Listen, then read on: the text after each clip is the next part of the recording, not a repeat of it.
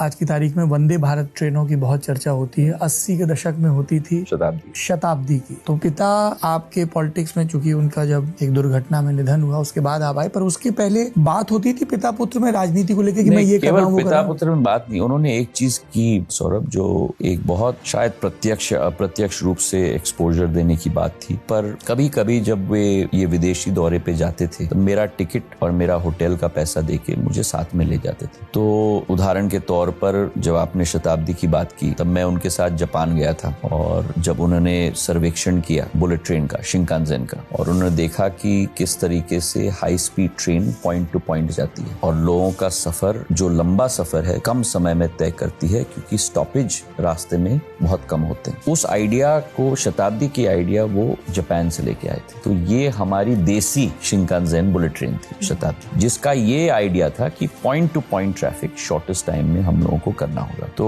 उदाहरण के तौर पे दिल्ली से ट्रेन शुरू होती थी, आगरा में एक स्टॉपेज, ग्वालियर में एक स्टॉपेज और भोपाल। तो इस पूरे स्ट्रेच में 2 या 3 स्टॉपेजेस होते थे, जो करीब करीब 800-900 किलोमीटर का है। फिर वे फ्रांस गए और उसी दौरे में मैं उनके साथ था। तो फ्रांस का हाई स्पीड ट्रेन होता है जिसका नाम होता है टीजीवे। तो टीजीवे में उन्होंने देखा कि कैसे कैसेरोल मील दिया जाता है, मतलब वो सिल्वर फॉइल में डब्बा बना के। उस जमाने में हमारे ट्रेन्स में हम लोग तब भी मेटल के प्लेट में और डब्बे से खाना परोसते थे लंच में। तो जो शताब्दी में हम लोगों को कैसरोल मील मिलती है अब फॉइल के डब्बा, वो आइडिया उन्होंने टीजीवे से लिया, फ्रांस से, और दोनों को मिलाकर शताब्दी ट्रेन का जन्म देश में हुआ। फिर उन्होंने बोला कि जैसे प्लेन में वो ट्रॉली होती है ना सर्विस के लिए, जो छोटी बहुत सीमित कॉरिडोर में भी चल जाए, वो एली में चलती है दोनों सीट्स के प्लेन के बीच। उन्होंने आईआईटी को बोला कि आप मेरे लिए एक ट्रॉली डिजाइन करो जो ट्रेन की बोगी में जा पाए और वहां अंत में जाके घूम पाए और वापस इधर आप। तो जो आप शताब्दी में जो हम लोगों का ट्रॉली जो चलती है, वो ट्रॉली की आइडिया आईआईटी से